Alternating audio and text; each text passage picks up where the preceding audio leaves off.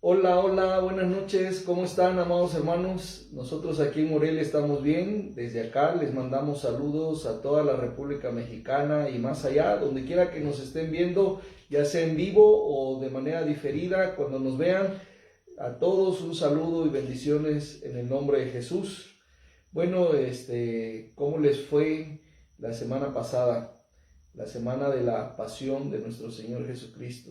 Esa semana donde pues nos metimos a recordar, a reflexionar y pues a renovar nuestros votos con el Señor por todo lo que Él vivió. ¿Cómo vivió usted la cena del Señor? ¿Cómo vivió usted las 7 palabras? ¿Cómo vivió usted pues el reposo, el sepulcro? ¿Cómo vivió usted la resurrección? Bueno, pues ojalá y todos los cristianos tengan una buena respuesta, ¿verdad? Y no digan, híjole, me la pasé en la playa, me la pasé de vacaciones, y poniendo los pretextos que ya conocemos, ¿verdad? Ojalá y seamos más sensibles y si no tenemos otro tiempo de vacaciones, pues pidámoslo al Señor, que Él acomode, que Él alinee nuestra vida laboral, todo de acuerdo a su propósito, de acuerdo a pues a su plan que tiene para nuestra vida. Su voluntad debe ser el centro de nuestras vidas. ¿Y por qué? Porque el que ya se perdió la semana que pasó, pues ya se la perdió, hermano. Y no sabemos si van a tener la bendición, la oportunidad el próximo año de tener esa bendición. Alguien puede decir, pues sí, yo tengo 20 años, claro que sí voy a tener oportunidad. No, nada es garantía, nada es garantía. No estamos para derrochar nada, hermanos. A mí me llama la atención cómo Satanás tiene engañado a tanto cristiano o disque cristiano, cómo los tiene engañados, como diciendo pues más adelante, ¿no? Como que pensemos en esa consagración 5 o 10 años más adelante. Lo dicen con una seguridad como si fueran a vivir aquí la vida eterna. Hermanos, no caigamos en eso. Esos son pensamientos que el diablo ha metido en nuestra mente. Tenemos que ir aprovechando todas las actividades, todas las cosas que haya en la casa de Dios, en el reino de Dios, porque no sabemos, hermanos, si el próximo año vamos a volver a repetirlas, vamos a volver a andar por ellas, ya sea por muerte, por enfermedad, por quién sabe qué otras cosas, no podamos, hermanos. Entonces, no estamos para hacerle caso al diablo y decir, pues, este domingo no, ¿verdad? Pero el siguiente sí puedo. No, no. Aunque después de 3 domingos digas, pues ya ves si pude. No, pues qué mejor que pudiste, que no echaste a perder, que no quemaste un domingo. Qué bueno. Pero qué tal si ya no hubieras tenido la oportunidad. ¿Cómo te vas a enfrentar con Dios en esa situación? No estamos para perder ninguna actividad, no estamos para perder nada. Sobre todo esta exhortación es no para los nuevos, porque muchas veces los nuevos pues no saben eso, pero los viejos, ¿verdad? Viejos de 5 años en adelante ya es un viejo en el evangelio y que andan pues derrochando bendiciones, no, no. Bueno, después de este breve saludo de amor fraterno, vamos a tener nuestro programa. Yo soy el pastor Francisco Fernando Ventura Cinco y un saludo y abrazos desde Morelia. Miriam Montoya Hernández para pues compartir la palabra de Dios en esta hora, en esta sintonía, y pues esperamos ser de bendición, y nuestro mayor deseo delante de Dios es que Él alumbre el entendimiento de cada uno de sus hijos para que cada día hagamos su voluntad. Muy bien, eso que dijo, ¿verdad? No es palabra de arroyo, porque ese es el tema que hemos estado tratando desde hace 2 martes atrás. Este ya es el tercer martes con el mismo tema, pero como ustedes ven, el tema es muy amplio y da mucha tela para donde cortar. Y bueno, seguimos con la voluntad de Dios. Los primeros 2 martes, o sea, anteriores a pues vimos la voluntad de Dios universal, general, para todos. Y ahora, ¿verdad? Y no sé si también el próximo martes hablaremos también de la voluntad de Dios ya personalizada, individualizada, ya para cada creyente. Entonces, la voluntad de Dios viene desde lo general a lo particular, desde lo universal, lo corporativo a lo individual. Bueno, pues la voluntad de Dios, dice la palabra del Señor, es buena, es agradable y es perfecta. Miren qué precioso, ¿no? La voluntad de Dios es buena, no tiene nada de malo. La voluntad de Dios es agradable y es la parte donde el diablo se mete para hacerle sentir a la gente que obedecerle a Dios no es agradable. Obedecerle a Dios, creer en lo que Él nos manda, seguir sus principios, pues no es agradable como nosotros quisiéramos hacer las cosas. Y además es perfecta. Pero fíjense, eso es una cosa, pero no es fácil. No es fácil. La voluntad de Dios, hacerla, pues, llevarla a cabo, ponerla en nuestra carne, encarnizarla, no es fácil. Pero ¿saben qué? Porque es la mejor. Por eso no es fácil, porque es lo mejor que nos puede pasar en la vida. Alinear nuestra vida a la voluntad de Dios, eso es lo mejor. Y por eso se presenta difícil. ¿Quién la presenta difícil? La carne. ¿Quién presenta difícil el hacer la voluntad de Dios? El mundo. ¿Quién presenta difícil esto? Los demonios y Satanás. El egoísmo. Bueno, pues entonces vamos a hablar ya, como decía, de la voluntad de Dios para cada uno. Por ejemplo, los solteros o las viudas, los viudos, hay esta disyuntiva, ¿verdad? ¿Me caso o no me caso? Bueno, de 10 solteros o de 1000 solteros o de 1,000,000 de solteros, la voluntad de Dios no es la misma para esos 10, esos 100 o ese 1,000,000, ¿verdad? Cada uno de esos debe buscar cuál es la voluntad de Dios para él de manera personal, porque aunque la recomendación es de que todos nos casemos, esa es la recomendación de Dios para poder cumplir con nuestra misión y para poder agradar a Dios y tener una vida completa, ¿verdad? No hay nada mejor que hacerlo casado y no soltero. Pero también está la otra parte, que también Dios capacita a algunos, ha capacitado a algunos para que se queden solteros todo el resto de sus vidas, lo que les queda. Entonces, por ejemplo, ahí está eso de la voluntad de Dios. Entonces, ¿cuál es la voluntad de Dios para mí? ¿Me caso o no me caso? Y luego, si soy de los que digo, yo sí me voy a casar, yo no puedo quedarme sin casar, yo necesito de mi media naranja. Bueno, la siguiente pregunta sería, ¿con quién? ¿Con quién? Y eso no es fácil, ¿verdad? Porque hay, sin exagerar, millones y millones y millones de mujeres. En el caso de que un hombre soltero diga, ¿con quién me casaré? Y en el caso de una mujer también, no se puede casar nadie con 2, con 10, con las personas que quiera, aunque tenga mucho dinero. Aquí no es Arabia, aquí no son países islámicos, y nosotros estamos, hermanos, aparte de estar respetando las leyes civiles, pues ante todo estamos alineados a la voluntad de Dios, a las leyes de la palabra de Dios. Entonces, nada más tenemos derecho a una persona, ¿verdad? Para poder hacer nuestra vida en pareja, con una sola persona. Así que, ¿con quién? ¿Con quién me casaré? Dice el soltero. Y bueno, en el dado caso de que también ya Dios le diga, no le va a decir, vea, con la de azul, con la de rojo, con la de morado, no le va a decir así, ¿verdad? Pero suponiendo que le dijo, bueno, con la de amarillo. Entonces, ¿con quién?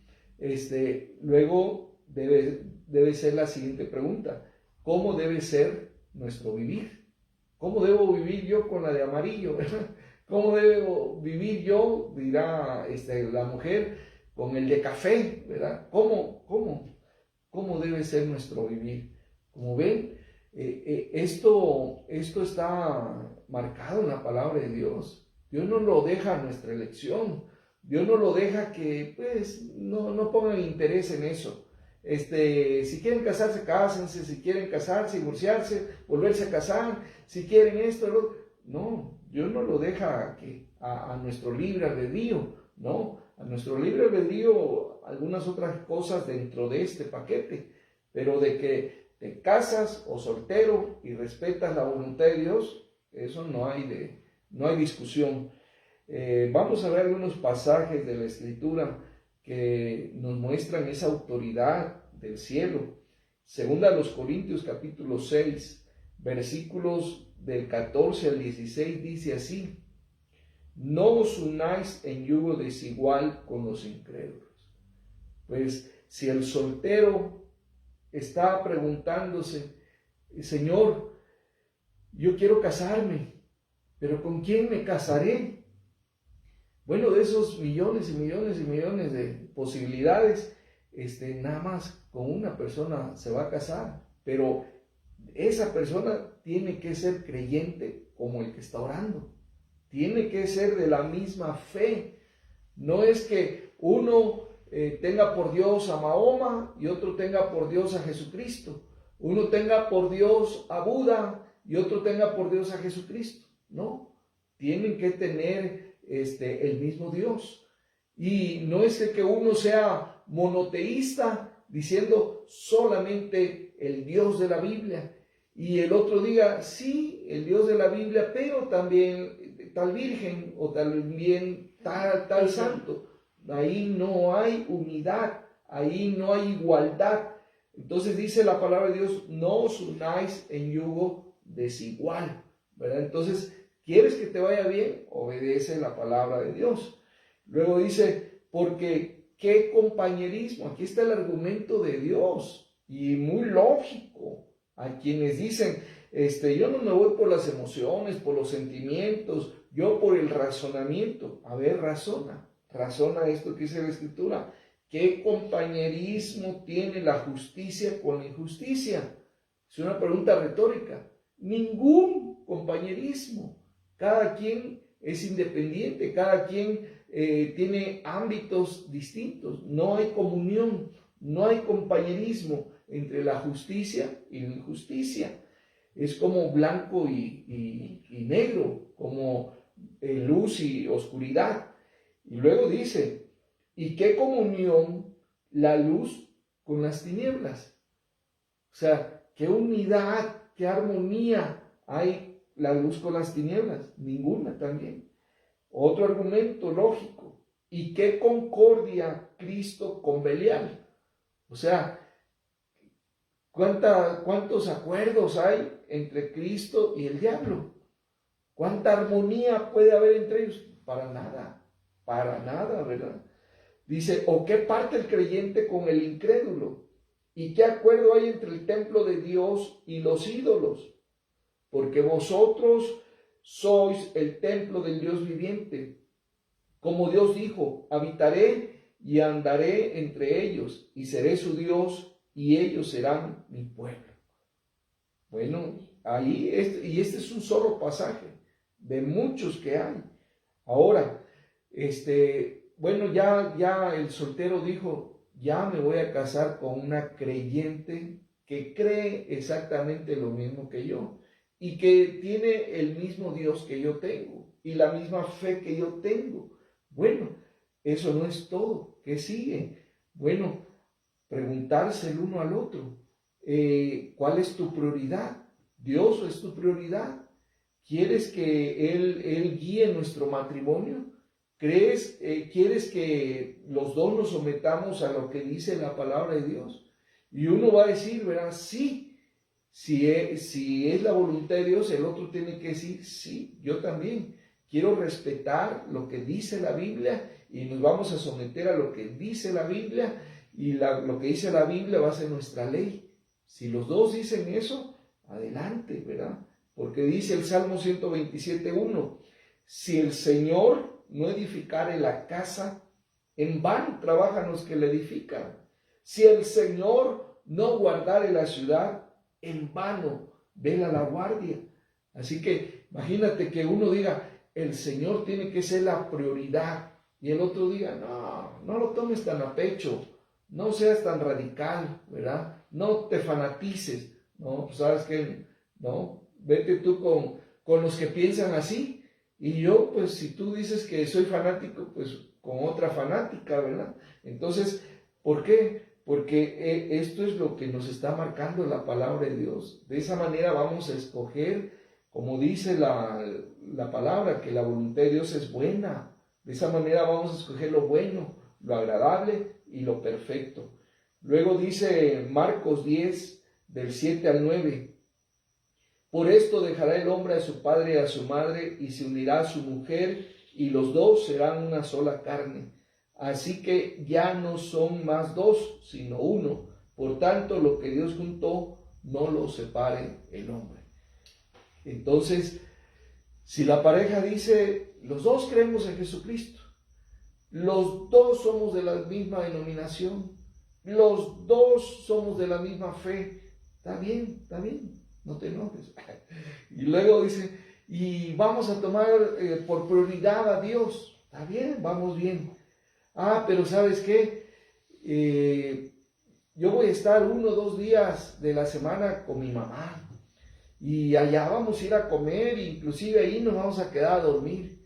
Y la otra persona dice, no, pues ya pasó ese tiempo, ahora tu casa va a ser donde yo esté, y los dos tenemos que construir esta misma casa, esta misma familia, y tenemos que, sí, honrar a nuestros padres, pero pues vamos un rato, nos regresamos y ya.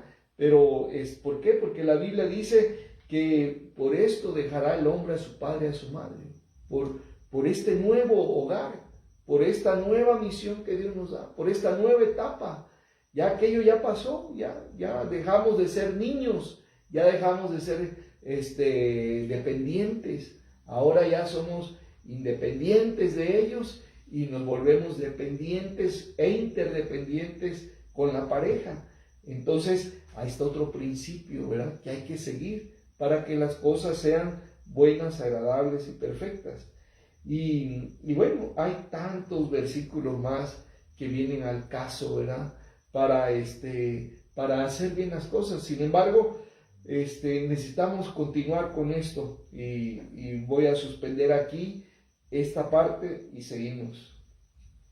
Bueno, quiero comentar algo sobre ese punto de dejará el hombre a su padre y a su madre, la segunda parte que dice, y por tanto lo que Dios juntó, no lo separe el hombre. La voluntad de Dios es buena, agradable y perfecta, y no quiere separaciones, no quiere divorcios. Y es algo que muchas veces nos olvidamos de lo que Dios quiere. Cuando la Biblia no es nuestra autoridad, cuando la Biblia no la respetamos como la palabra de Dios, pues nos damos la oportunidad de decir, eso como que no está agradable, y cambiamos. Y por eso hoy en día en muchas congregaciones abunda el divorcio entre cristianos. Pero la voluntad de Dios no es que haya eso. Y aquí lo dice la palabra de Dios. Y sobre ese punto, ¿verdad?, que la voluntad de Dios es que tengamos un matrimonio para su gloria. Para toda la vida. Para toda la vida. También la voluntad de Dios, que es agradable, que es perfecta, es buena, es que todos, ¿verdad?, tengamos una vivienda digna. Para esto, pues, voy a hacer algunas preguntas que debiéramos preguntarnos cada uno cuando va a decidir, pues, emprender su familia o tendrá que salir por alguna cuestión, en el caso de los pastores que a veces estamos saliendo a diferentes ciudades a servir al Señor, pero ya para vivir pues debemos preguntarnos dónde hemos de vivir, con quiénes o entre quiénes vamos a vivir y cómo debe ser el ambiente donde vamos a vivir. Y miren que esto es bien importante, porque hay historias de muchas familias que por no consultar a Dios, sino nada más irse porque se emocionaron, porque aquí les alumbraron o les lavaron ahí su cabecita para muchas promesas y se van, y la verdad suceden tantas tragedias, tantos problemas, que se arrepienten de haber dado ese paso. Por eso tenemos que consultar a Dios en cómo, ¿verdad? En dónde vamos a vivir, a dónde vamos a vivir. Y tenemos ejemplos en la Biblia. Tenemos el ejemplo de Lot, allá en Génesis 13, 11 al 3.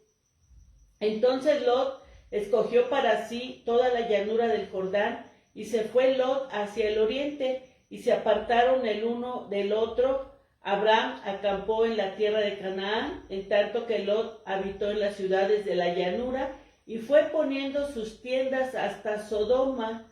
Mas los hombres de Sodoma eran malos y pecadores contra Jehová en gran manera. Lot solo se fijó lo que había ahí, mucha llanura para su ganado, y no se fijó de lo que estaba cerca, y se fue acercando cada vez más a ese lugar llamado Sodoma, que conocemos por la historia de la Biblia, que pues Dios, por su maldad de esta gente, Dios destruyó Sodoma y Gomorra, y sabemos que Lot perdió todo, ¿verdad? Hasta su mujer, su riqueza, todo lo perdió en la destrucción que Dios trajo sobre Sodoma y Gomorra por su pecado. Entonces sí tenemos que ver hacia dónde nos vamos a ir a vivir, qué está alrededor y qué peligros pueden estar. Si oramos a Dios y dejamos que Dios nos dirija, pues Él nos va a alumbrar para no cometer esos errores. También tenemos el caso de Acán, allá en Josué 7, 19 al 25. Sabemos que Acán fue un hombre, ¿verdad?, del pueblo de Israel, que desobedeció a Dios cuando Dios había dicho que cuando conquistaran Jericó iban a quemar todo y no iban a tomar nada, todo tenía que ser destruido. Pero Acán encontró pues un tesoro muy grande, ¿verdad?, con plata, oro, y la ambición le hizo olvidarse de lo que Dios había mandado hacer y lo escondió en su tienda, ¿verdad? Y eso trajo que el pueblo de Israel fuera derrotado en una de esas conquistas. Entonces, cuando Josué habló con Dios que por qué los había llevado a ese lugar para ser derrotados, Dios dijo que había pecado entre el pueblo y le dio las indicaciones para que buscaran al responsable, y pues vino a descubrirse que era Acán el que había robado ese manto babilónico, y dijo dónde estaba. Pero Dios había dado la orden de que quien fuera descubierto con esas riquezas, a ese botín pagano, fuera destruido él y toda su casa. Así que ese fue el castigo que llevó Acán, y pasó trayendo ese castigo a su esposa, a sus hijos, a toda su descendencia. Entonces, ¿qué aprendemos con esto, hermanos? Que tenemos que ser obedientes a Dios, porque con uno que no sea obediente a Dios está maldiciendo a toda su familia. Y a veces en casa no cuidamos lo que entra. Nuestra casa que Dios nos ha dado, a la familia que Dios ha formado, que ha sido ya una familia que conoce del Señor, tiene que cuidar qué hay en su casa, qué entra a su casa.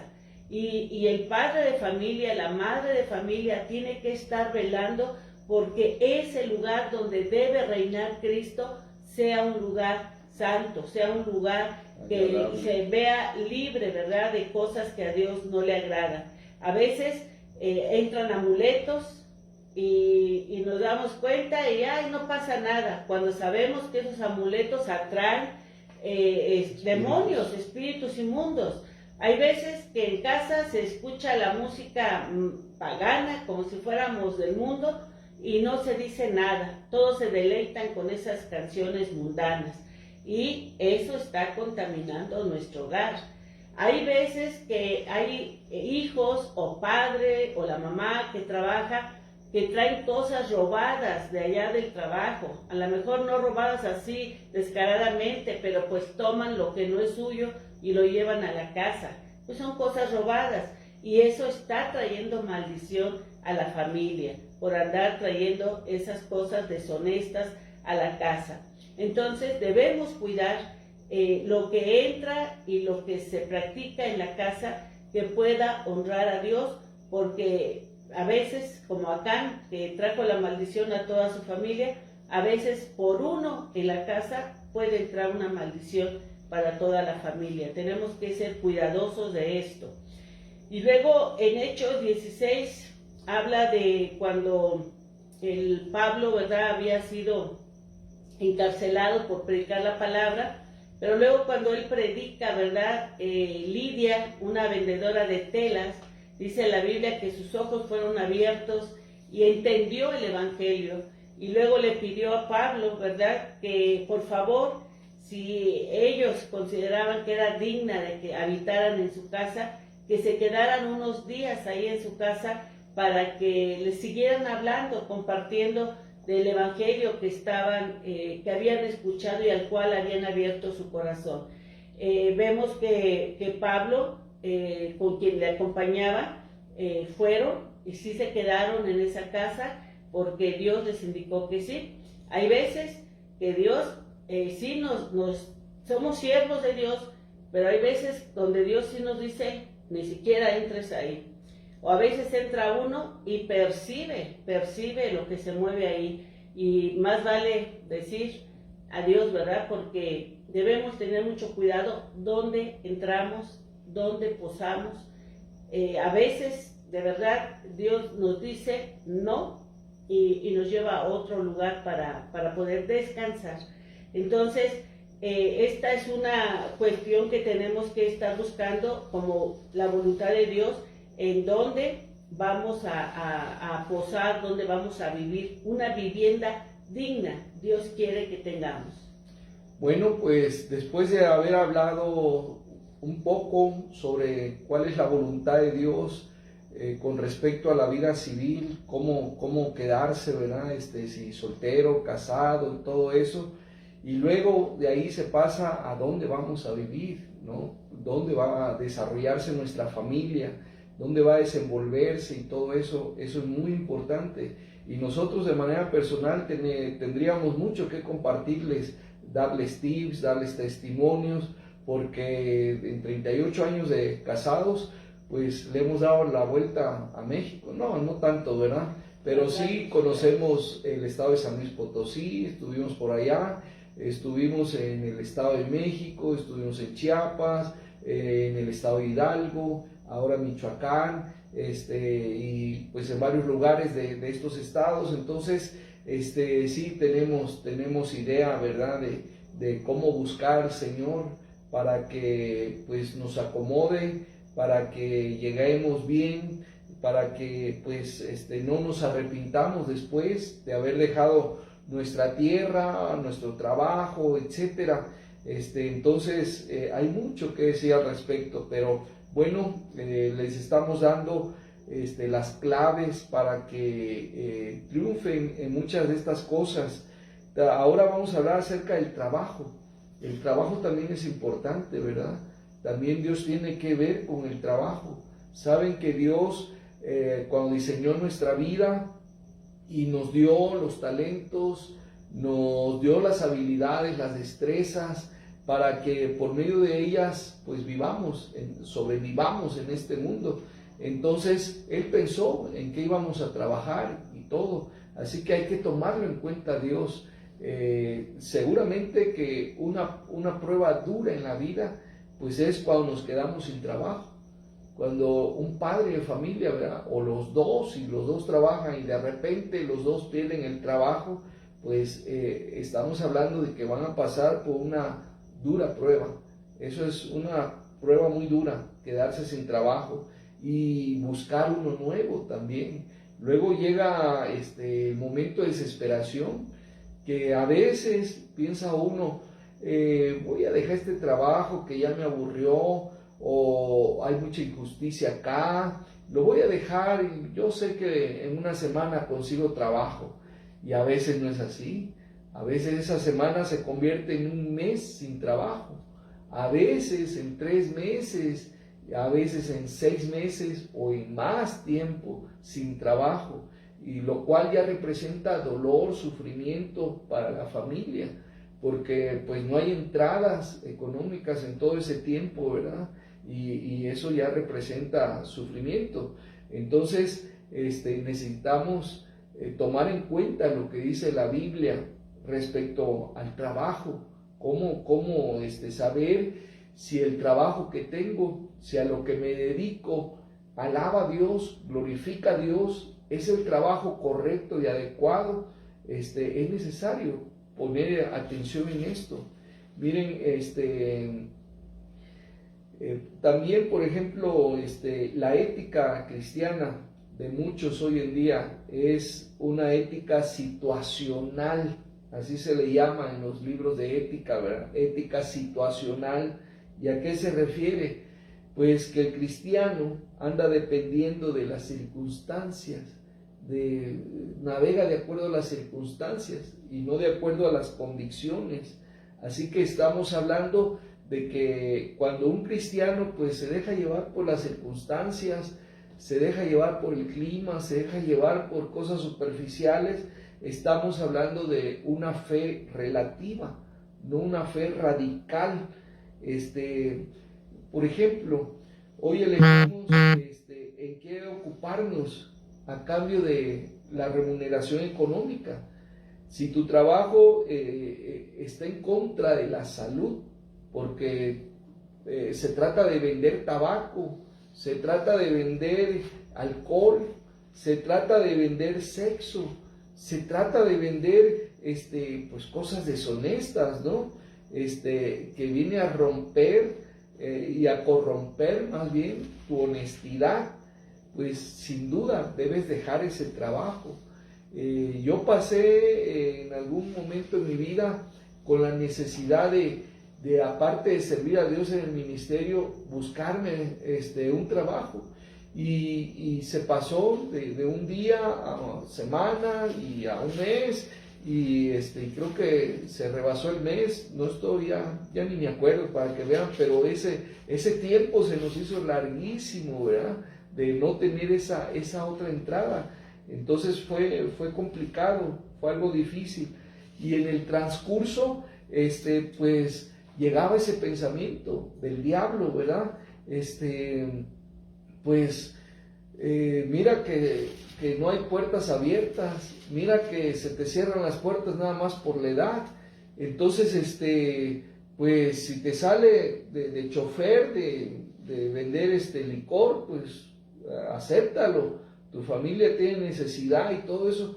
Me llegaban esos pensamientos, ¿verdad? Mientras yo me dirigía a tocar otra puerta, y entonces inmediatamente reprendía eso y le volvía yo a decir al Señor: Señor, prefiero morir de hambre y que mi familia muera de hambre, y eso sería muy doloroso, ¿verdad?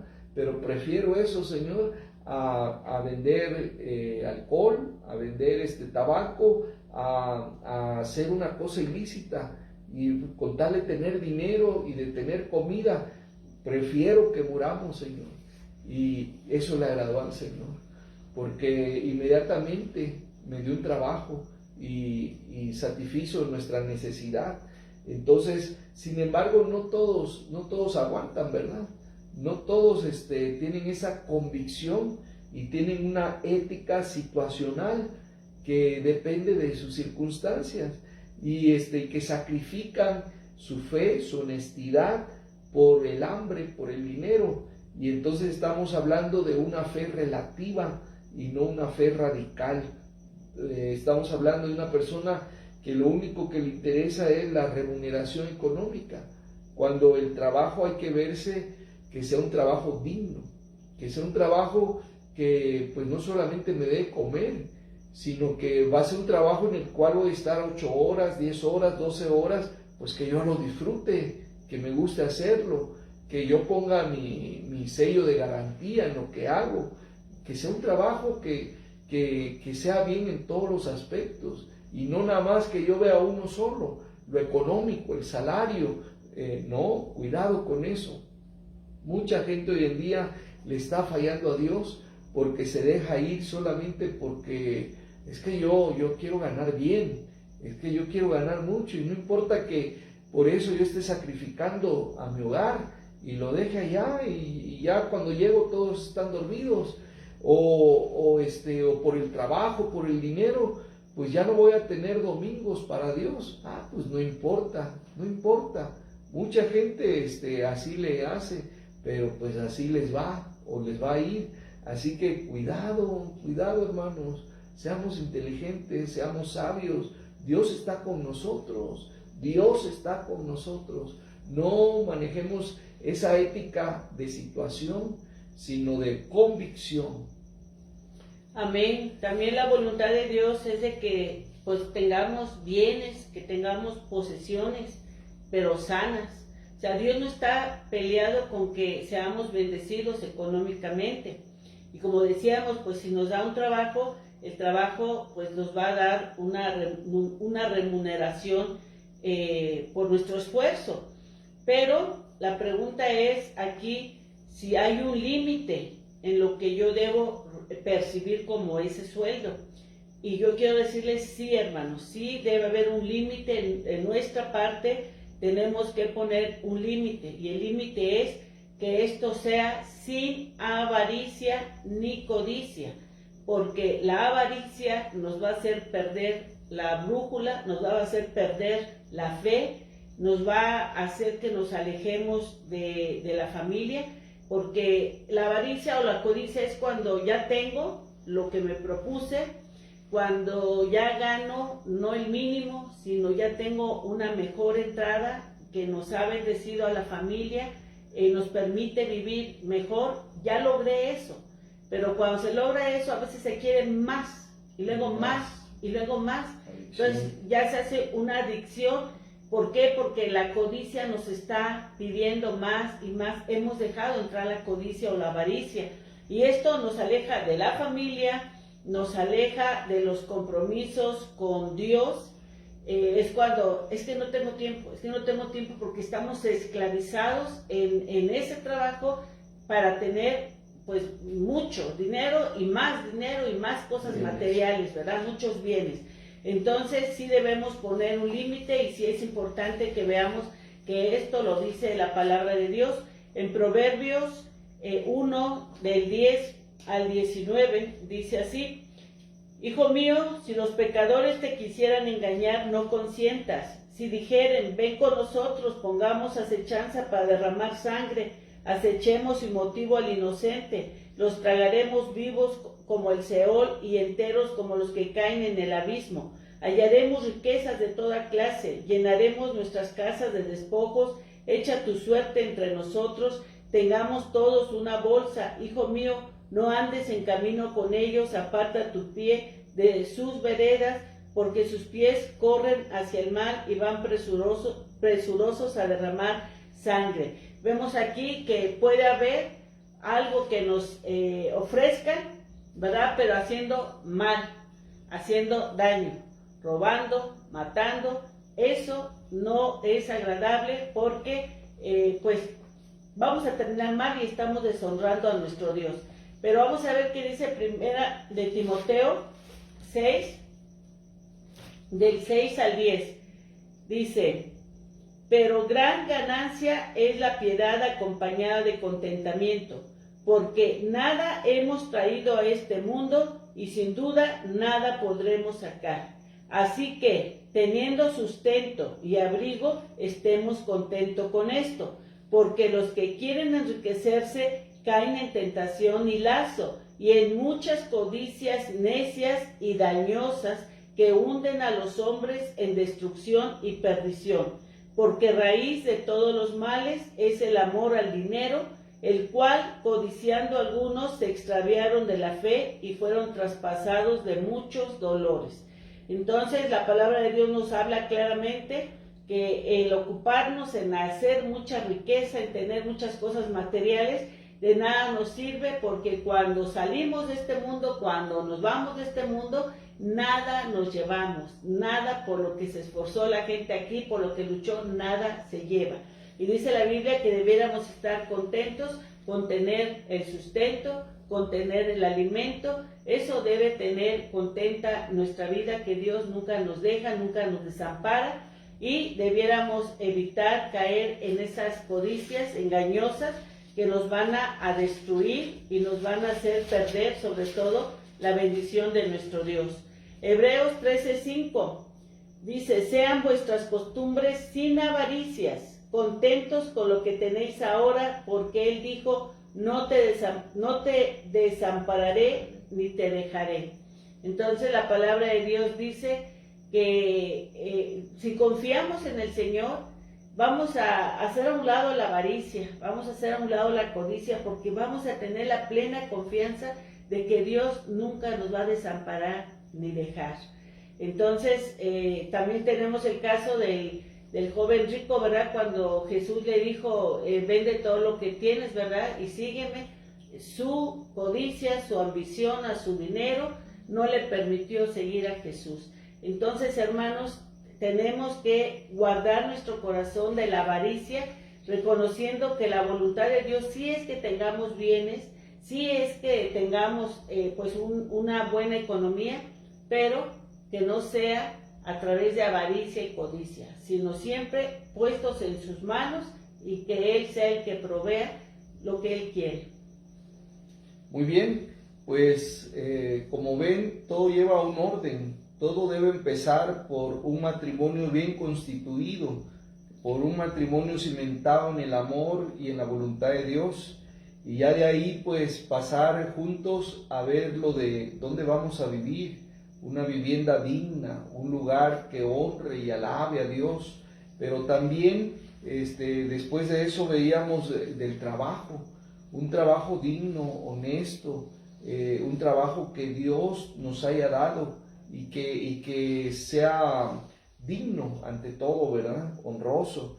Y bueno, pues ese trabajo o ese negocio, pues nos va a dar dividendos, nos va a dar para comer mínimo, para vestirnos, pero también nos puede dar para tener ciertas posesiones, ciertos bienes materiales. Pero ahí decíamos, con mucho cuidado, la separación entre lo sano y lo enfermo ahí está muy delicado. Es apenas un pequeño hilito que separa una cosa de la otra. Entonces, no vayamos a perder matrimonio por la avaricia, no vayamos a perder salud por la codicia, no vayamos a perdernos la bendición de estar con los hijos por eso. Entonces, ¿por qué ambicionar tanto, hermanos? Si ya tenemos un techo, ya tenemos a lo mejor 2 o 3,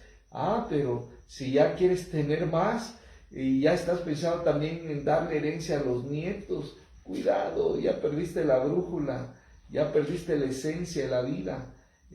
Hay tanto que decir al respecto, pero cada vez me convenzo que es mejor no dejar herencia. Cada vez me convenzo que es mejor dejarles armas positivas, es decir, recursos sanos, recursos espirituales, intelectuales a nuestros hijos, a nuestros descendientes, para que salgan adelante, ¿verdad? Y no que pues lo agarren todo en la mesa y, ¿cómo se dice? Y a la boca, ¿no?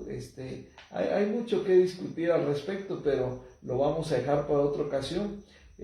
Ahora, hermanos, toca ver que es necesario también integrar a la familia, a toda la familia, integrarla al rebaño de Dios.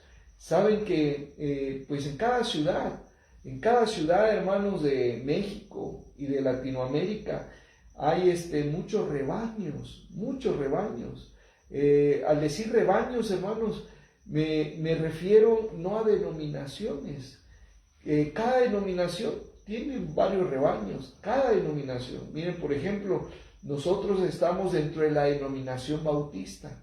Y dentro de la denominación bautistas, aquí en Morelia, póngale que hay unas 10 iglesias formales, bien constituidas, de todo de sostén propio y todo eso. Hay cuenta que unas 10 bien establecidas. Pero como esas 10 tienen misiones, tienen células o centros de predicación, proyectos de nuevas obras, etcétera, pues ya son más rebaños. Entonces, de 10 congregaciones podrían decirse son 20 rebaños de la denominación bautista, o 30 o 40 rebaños aquí en Morelia, ¿verdad? O pueden haber más de solamente la denominación bautista. Y así cada denominación, no me refiero pues a que hay que tener templo, no, sino simplemente si ya hay un grupo grande o grupo chiquito, son rebaños, como los rebaños grandes, rebaños chicos, y no todos, su corral está techado y tiene alberca, ¿verdad? Hay muchos pesebres, muchos corrales que pues, no tienen lo mismo, ¿verdad? Entonces, a eso me refiero, que cada familia debe tener a sus integrantes. Si la familia empieza con 2, esposo y esposa, pues ellos 2, pero si ya tienen un fruto, 2, 3 frutos de ese amor, de ese matrimonio, pues los 4, los 5 que son integrados a un rebaño. Esa es la voluntad de Dios. ¿Por qué digo que esa es la voluntad de Dios? Porque la voluntad de Dios no es que existan cristianos aislados, cristianos llaneros solitarios, cristianos que formen una isla de ermitaños. Esa no es la voluntad de Dios. Eso quisiera Satanás, que todo el mundo estuviera en su isla, en su burbuja, que no hiciéramos una red, que no tuviéramos una comunidad de fe, que no tuviéramos un rebaño, un calor, que no tuviéramos un propósito, una esperanza, una motivación. Eso quisiera el diablo. Pero la voluntad de Dios es de que sí tengamos un rebaño, cada familia, porque Dios nos ha dado dones. Dios le ha dado dones a sus hijos. Si tú eres hijo de Dios, tienes dones espirituales, pero no para gastarlos egoístamente. Los dones que Dios te dio es para que edifiques con ellos al resto de la comunidad, al cuerpo de Cristo. La iglesia fue comprada con su sangre y su Espíritu Santo ha equipado con habilidades espirituales, que son los dones, para que la iglesia, el rebaño, pueda cumplir su misión y su propósito aquí en la tierra. Así que Dios no tiene un edificio, ¿verdad?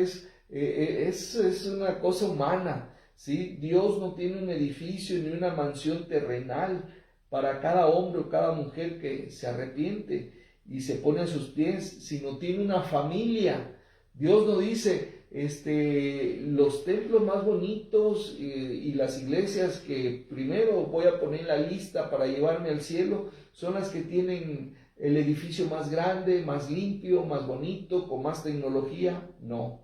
Dios lo que ofrece aquí a las almas, ofrece aquí a las familias, es una familia espiritual, donde debe haber un pastor, y ese pastor debe ser visto como el papá, como el padre, como la cabeza de ese rebaño, y debe estar esa constitución así para que todo sea sano, donde otros quieren tomar el lugar del pastor, ¿verdad? Aunque tengan recursos, aunque tengan tecnología, están mal, están fuera de la voluntad de Dios.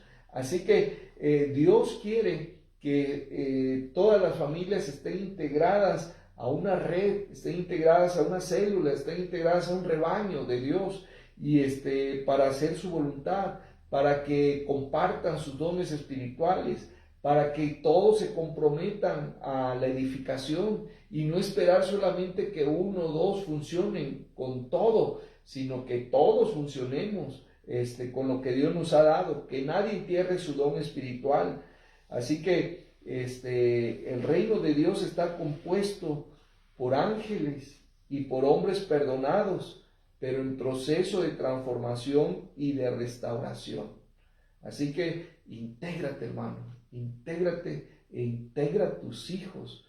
No estamos en el catolicismo, no estamos, hermanos, en el islamismo, no estamos en esas religiones mundiales, no. Estamos en una familia espiritual. Integra toda tu familia. Si no lo has hecho, no estás cumpliendo con Dios, no estás quedando bien con Dios, no estás llevando a cabo bien tu paternidad. Amén. También la voluntad de Dios es que tengamos salud y prosperidad. Esto no quiere decir que estemos exentos de las enfermedades, ni de la pobreza o limitaciones externas. O sea, muchas veces los cristianos que honramos a Dios, servimos a Dios, nos podemos enfermar y muchas veces nos podemos quedar sin trabajo y podemos estar pasando por un proceso de mucha limitación. Pero esto es algo que Dios permite. No es que Dios quiera que todos sean pobres ni que todos estén limitados, ¿verdad? Sino que a veces Dios permite esas circunstancias a algunos, y no porque anden en pecado, no porque anden mal, sino porque Dios está trabajando en ellos y está cumpliendo un propósito, un proceso en ellos, porque aquí recordamos lo que dice la palabra de Dios, que a los que amamos a Dios, todas las cosas nos ayudan a bien, no solo las cosas positivas, sino aquellas que parecieran negativas, pero que llevan un propósito de un proceso, pues también nos pueden ayudar a crecer en nuestra fe, conocer mejor al Señor y ponernos siempre en sus manos para que podamos salir adelante. Miren, tenemos el caso de Lázaro allá en Lucas 13:16, que dice, perdón, es de una mujer, ¿verdad? Dice, y a esta hija de Abraham que Satanás había atado 18 años, no se le debía desatar de esta ligadura en el día de reposo.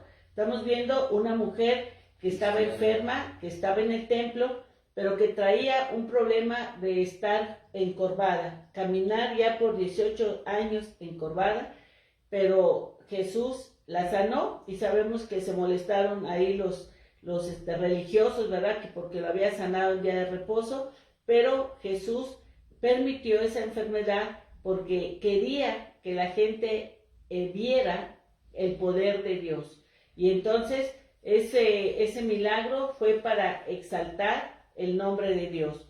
Y luego dice Juan 11, ahora sí, Juan 11,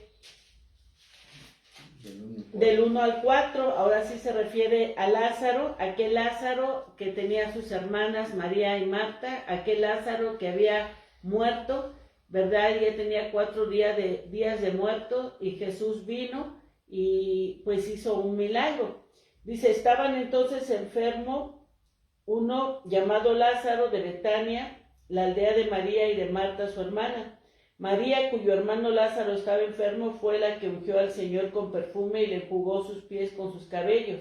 Enviaron pues las hermanas para decir a Jesús, Señor, he aquí al que amas está enfermo. Oyéndolo Jesús dijo, esta enfermedad no es para muerte, sino para que la gloria de Dios, para que el Hijo de Dios sea glorificado por ella.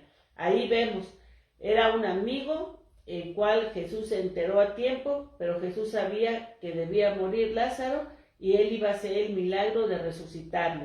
¿Y para qué? Para que la gloria de Dios se manifestara, para que el Hijo de Dios fuera glorificado. Entonces, hay enfermedades, hay limitaciones que Dios permite en nuestras vidas, pero es para que su nombre sea glorificado, es para que se cumpla un propósito, y eso debemos tener siempre presentes cuando estemos pasando por pruebas. Dice 2 de Corintios, capítulo 12, versículos 7 al 9. 2 de Corintios 12, versículos del 7 al 9. Dice, y para que la grandeza de las revelaciones no me exaltasen desmedidamente, me fue dado un aguijón en mi carne, un mensajero de Satanás que me abofetea, para que no me enaltezcas en sobremanera. Respecto a lo cual 3 veces he rogado al Señor que lo quite de mí, y me ha dicho, bástate mi gracia, porque mi poder se perfecciona en la debilidad.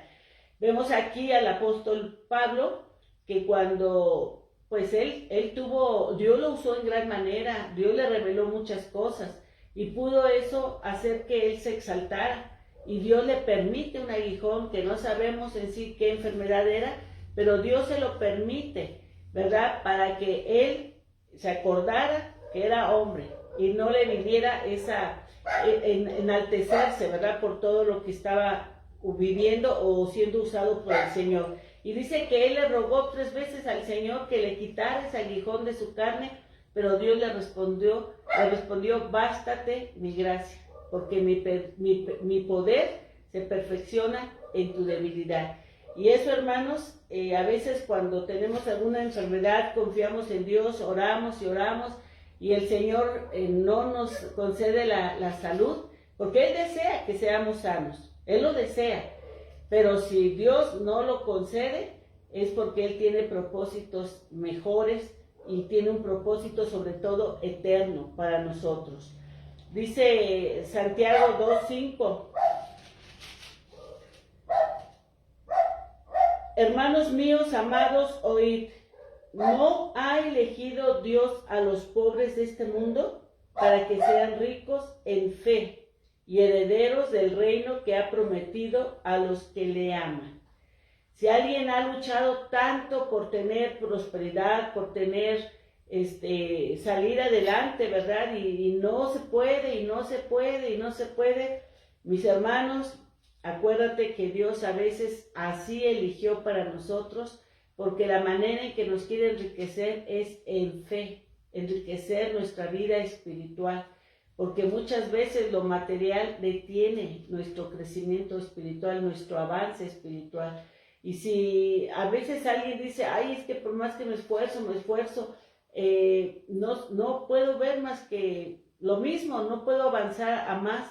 No te preocupes, hermano, porque a veces el Señor ha elegido a algunos para enriquecerlos en fe, porque esas limitaciones, esas necesidades nos van a hacer depender de Él, nos van a hacer comprobar su gran poder, sus grandes milagros, de verdad, en la necesidad, en cuando uno está pasando por situaciones difíciles, ahí es donde más comprobamos el amor, el poder, la misericordia y a nuestro Dios como el gran sustentador. Entonces, Dios sí quiere darnos salud y prosperidad, pero a veces algunos no lo pueden ver porque Dios tiene propósitos mejores, son espiritualmente una riqueza. Muy bien, pues ya estamos casi terminando, hermanos, esta parte, pero continuamos con la salud y la prosperidad.